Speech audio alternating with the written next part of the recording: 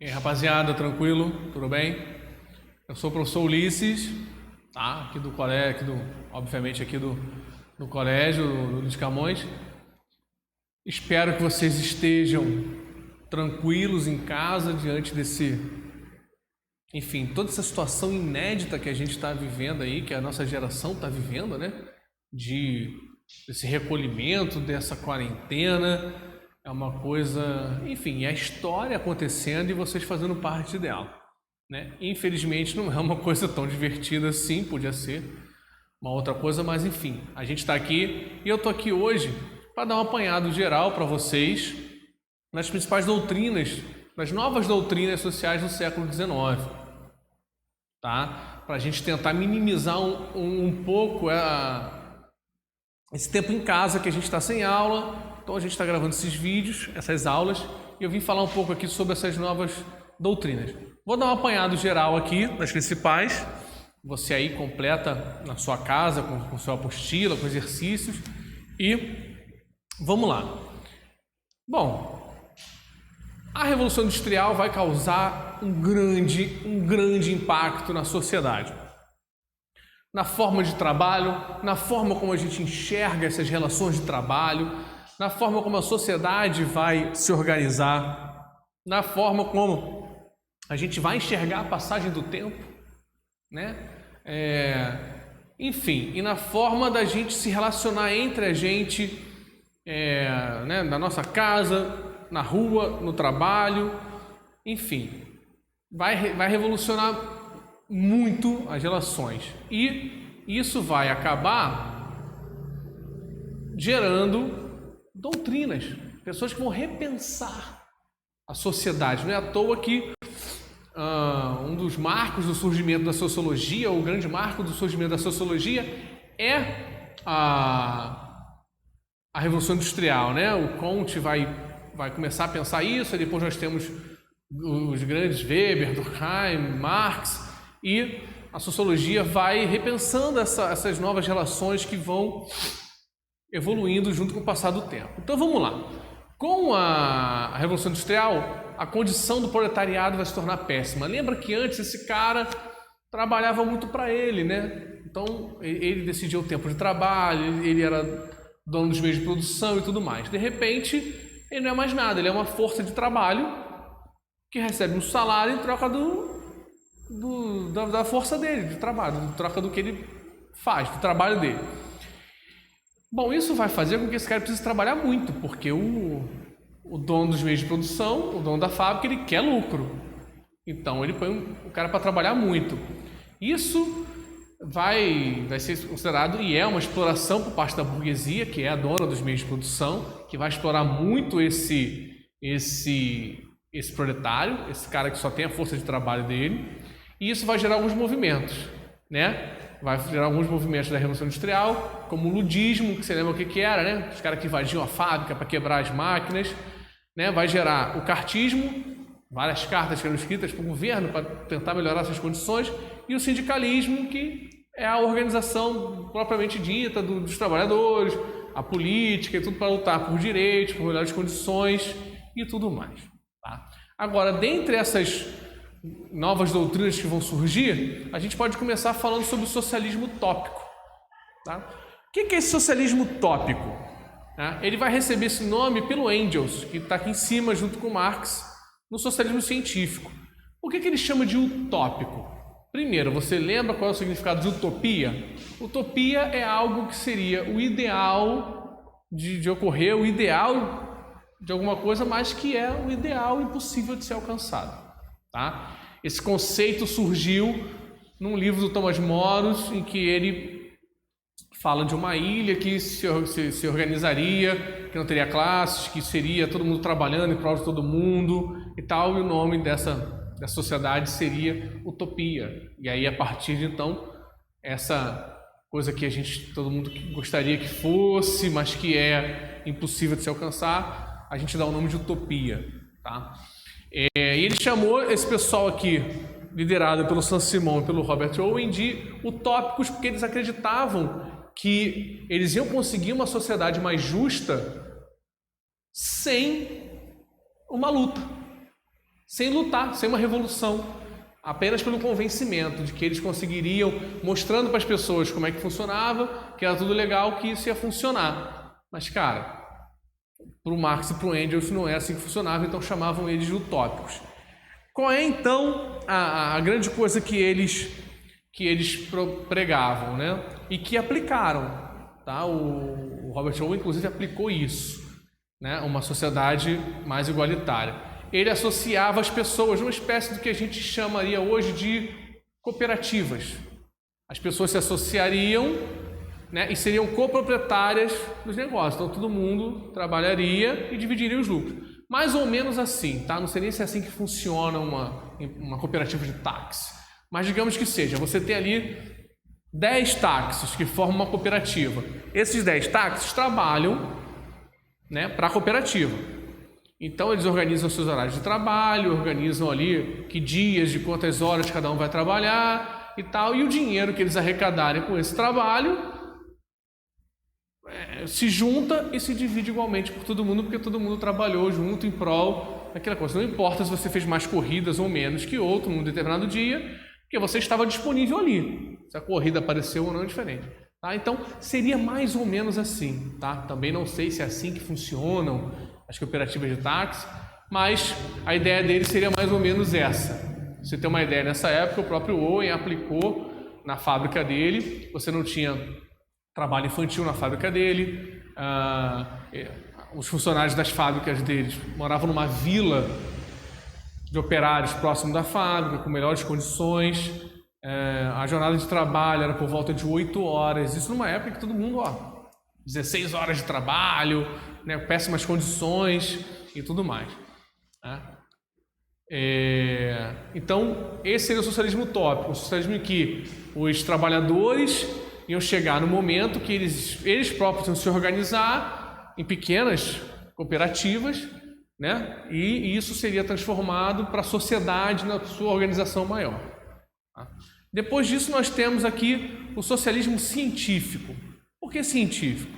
Porque Marx, principalmente Marx e Engels, mas Marx estudou o sistema capitalista e encontrando aí erros, né, o que ele achava que eram erros ou defeitos do sistema e propôs uma alternativa, que seria o socialismo científico, mas na verdade essa alternativa teria que desembocar aqui, no comunismo. Tá? O comunismo é o estágio final disso aqui. Então, o socialismo evoluiria para o comunismo. Tá? No que ficou também conhecido como marxismo. O marxismo, ele tem vários conceitos complicados que a gente podia ter também, né? Tem pessoas que estudam Marx durante uma vida inteira, 6 meses, um período da faculdade. Então, eu vou dar só uma principal ideia de Marx. Marx diz que tudo que ocorre na história é por conta da luta de classes. Ou seja, você tem a burguesia, que é a dona dos meios de produção, explorando o proletariado, que é o dono da força de trabalho. Essa é a luta de classes que move os movimentos da história. Tá? E que, na visão dele, isso teria que acabar. Essa classe, essa divisão de classe da sociedade tinha que acabar. A sociedade não deveria ser dividida em classes. Ela deveria ser uma sociedade igualitária, sem desigualdades sociais, mais justa, sem classe social. Aqui, tá vendo? Onde isso aqui tem que chegar? Nisso aqui. Tá? Só que nunca chegou. O comunismo no nosso planeta, né, nunca foi alcançado. Então, quando a gente fala, não sei o que é comunista, não, nunca chegou a ser. Nenhum país. Tá? A gente parou aqui, nesse estágio, socialista. Então, o certo é dizer socialista e não comunista. Se queria chegar aqui, mas parou aqui.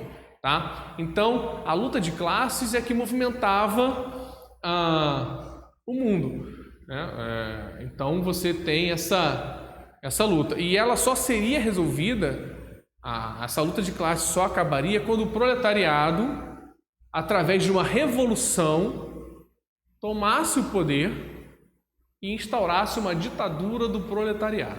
O que seria uma ditadura do proletariado? Por que é ditadura? porque todo mundo ia ser proletariado, digamos assim, não ia ter mais classe, é uma classe só. Então essa ditadura não é de um mais que o outro, não é de um oprimindo o outro, isso já existe, isso já existia aqui. Na visão dele, seria uma ditadura, porque como seríamos todos proletários, todos da mesma classe, nós estaríamos nessa ditadura, não sairíamos mais disso, não formaríamos mais classes, tá? Claro, eu estou simplificando muito o conceito, tá? Um outro conceito também importante é o da mais-valia. Que conceito é esse? É o conceito de que o trabalhador recebe muito menos do que deveria receber. Recebe muito menos pela riqueza que ele gera, certo? Na busca por lucro, o burguês, né, o dono do meio de produção, tem duas formas. Ou ele põe o proletário para trabalhar mais, né, para aumentar o lucro dele, e aí nesse caso ele coloca o cara para trabalhar mais e não repassa aquilo que esse cara produz nesse tempo a mais o salário dele. Essa diferença é mais-valia. Então é um conceito em que o trabalhador não é remunerado de acordo com o valor dos bens que ele produz. Isso está errado. Na visão do Marx, isso tem que mudar. Essa mais-valia tem que ser revista, porque, enfim, o cara é aquela coisa que se fala, né, que se o trabalhador tudo produz, a ele tudo pertence. Então, aquilo que ele produz também pertence a ele, porque senão é uma exploração da força de trabalho dele. Tá? E tem uma outra corrente que acha que nenhuma dessas aí vai chegar a lugar nenhum, que é uma corrente mais radical, que é a corrente anarquista, né? Muito disseminada pelo Bakunin. Então, o que o anarquista diz? O anarquista, ele diz que a gente só vai chegar no fim dessa divisão de classes quando não tiver mais nenhuma forma de poder. Por exemplo, o Estado, ele oprime toda e qualquer forma de organização legítima, ou a potencialidade do ser humano é reprimida por essas instituições de poder. Estado, igreja, família, qualquer instância de poder limita a potência que o ser humano tem a ser desenvolvida. Então eles buscavam uma organização sem a organização de um Estado, de um poder que oprimisse essas pessoas. Tá certo? Conseguiu entender? Aqui, o tópico, porque não previa uma revolução, uma luta, um convencimento. Científico, que estudou o capitalismo para encontrar formas de consertar erros enxergados pelo Marx e Engels aqui e previa essa luta, previa uma revolução, previa tal. Não é à toa que influencia, né? O marxismo influencia a Revolução Russa em 17, a Revolução Cubana em 59 e várias outras ao longo do século XX, né? Junto com o capitalismo, divide com o capitalismo aí o mundo no século XX, praticamente todo o século XX sente essa divisão aí do mundo entre esses dois modelos. E o anarquismo que radicaliza a coisa da igualdade, da sociedade sem classe, para uma coisa já sem Estado e sem instâncias de poder aí sobre os humanos, sobre os homens. Tá? Eu espero que vocês tenham entendido.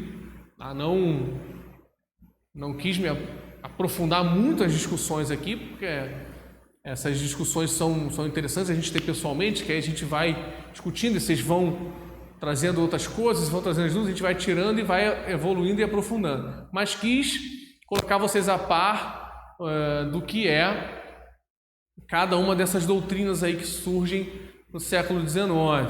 Tá? Espero que vocês tenham compreendido numa boa. Se não, meu conselho, pega agora o capítulo sobre isso, dá uma lida na tua apostila, faz os exercícios que estão no final, pega a lista de exercícios que a escola produziu para você, seus professores estão produzindo, faz essa lista, tá? Conversa com amigos, ou pelo telefone, pelo WhatsApp, por mensagem de vídeo, chamada de vídeo no WhatsApp ou por um hangout com uma galera, dá uma estudada junto que você mata a saudade do pessoal, fala com eles, estuda junto, né? Ameniza um pouco essa reclusão que a gente está vivendo, essa quarentena que a gente está vivendo, e você também estuda, minimiza um pouco o que a gente vai ter que correr atrás depois que passar esse período, beleza? Então quis fazer um videozinho aí de uns 15 minutinhos e tal, para ficar mais dinâmico, para a gente conseguir ver com esse esqueminha aí atrás esse mapinha mental sobre essas doutrinas, beleza? Então, um abraço, galera, não sai de casa, beleza? Não sai, vamos radicalizar aí nessas recomendações. Quanto mais a gente levar a sério, mais rápido isso vai passar, a gente vai poder voltar às atividades normais. Se precisar sair por algum motivo, cara, álcool gelzinho, chegou em casa, toma logo banho, lava a mão e tenta ficar quietinho na tua aí pra gente passar isso mais rápido, beleza? O colégio está esperando vocês voltarem aí e que isso tudo passe rápido. Um abraço.